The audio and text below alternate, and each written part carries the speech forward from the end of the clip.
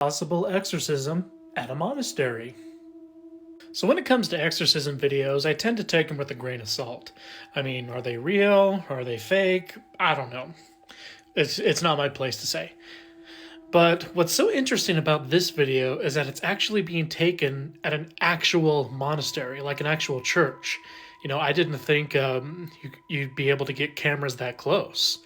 So go ahead, take a look at the video, and just kind of see what you think.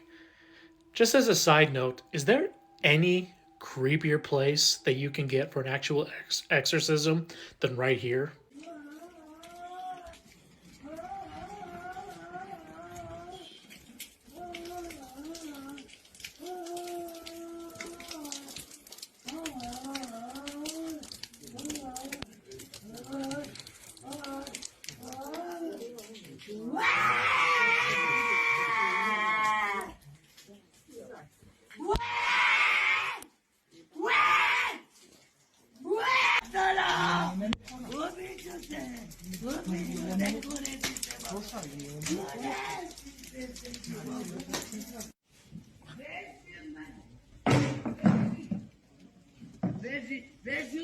Otwórz brat.